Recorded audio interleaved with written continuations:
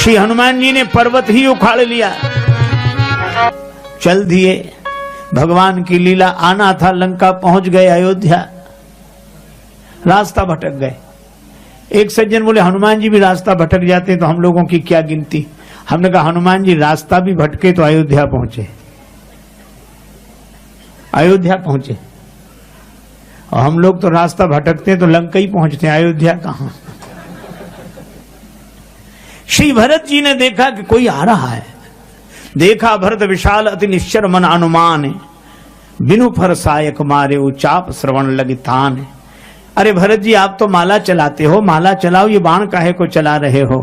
भरत जी ने कहा कि माला अयोध्या में बैठकर चला रहा हूं, अयोध्या पर संकट आ जाए और अयोध्या ही नहीं रहेगी तो माला चलेगी कहां।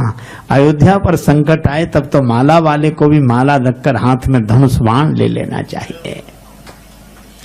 लेकिन बिना फल का बाण मारा। बिना फल का बाण क्यों? श्री भरत जी से पूछा बिना फल का बाण क्यों चला रहे हो। भरत जी ने कहा इसलिए कि बाण मेरे हाथ में है और फल भगवान के हाथ में है। बाण मेरे हाथ में, फल भगवान के हाथ में। कर्मण्योपाधिकारस्ते मां फलेषु कदाचन। और बिना फल के बाण ने हनुमान जी को ऐसा फल दिया, श्री हनुमान जी नीचे गिर गए, आंख बंद हो गई, मूर्छित हुए। राम राम राम कहकर मूर्छा की दवा दूर करने के लिए ले जा रहे थे और स्वयं मूर्छित हो गए। भरत जी को बड़ा दुख हुआ, भगवान से प्रार्थना की तो कपि हो विगत श्रम शूला, जो मोह पर रघुपति अनुकूला। राम जी अनुकूल हो तो ये विगत श्रम शूल हो जाएं। श्री हनुमान जी की मूर्छा दूर हुई। भरत जी ने कहा आप राम जी की सेवा में लगे थे, मैंने बाण मारकर आपको नीचे गिरा दिया, अपराध हो गया। आहा, हनुमान जी ने कहा अपराध तो मुझसे हो रहा था। अगर मूर्छा में आंख मूंदी न होती तो आंख खुली न होती। आंख मूंद गई मूर्छा में तो आंख खुल गई। मैं समझ रहा था कि पर्वत मैं लेकर जा रहा हूं, लेकिन जब मैं गिरा तो पर्वत कहां गया। लोग आज तक कहते हैं गिरो कब, तो पर्वत गया कहां। तो तुलसीदास जी कहते हैं गिरो कपि राम कहीं पवन राख्यो गिरी। पवन देव ने पर्वत संभाल लिया। श्री हनुमान जी बोले अब मुझे समझ में आया कि इस पर्वत को संभालने वाला तो ऊपर वाला ही है, हमारा तो केवल हाथ लगा था। मूर्छा दूर हो गई।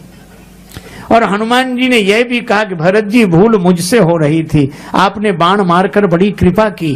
क्या मैं अयोध्या में आकर ऊपर ऊपर से निकला जा रहा था, तो आपने कहा कि हनुमान जी सब जगह ऊपर रहो, पर उस धरती पर तो नीचे उतर आओ जिस धरती पर भगवान भी ऊपर से नीचे उतर कर आते हैं। अच्छा देखो, दो मूर्छित हुए, एक लक्ष्मण जी और एक श्री हनुमान जी। श्री लक्ष्मण जी को बाण लगा मेघनाद का और श्री हनुमान जी को बाण लगा श्री भरत जी का। और मेघनाद है काम, पाकार जित काम विश्रामहारी, और भरत जी हैं राम प्रेम मूर्ति तनुआही। प्रेम का बाण भी व्यक्ति को मूर्छित करता है, काम का बाण भी व्यक्ति को मूर्छित करता है, पर काम के बाण से मूर्छित हुआ व्यक्ति लंका की भूमि में गिरता है और प्रेम के बाण से मूर्छित हुआ व्यक्ति अयोध्या की भूमि में गिरता है। एक वासना की भूमि में गिरता है, एक उपासना की भूमि में गिरता है। एक संसार, एक समुद्र के बीच में बसी हुई लंका में गिरता है।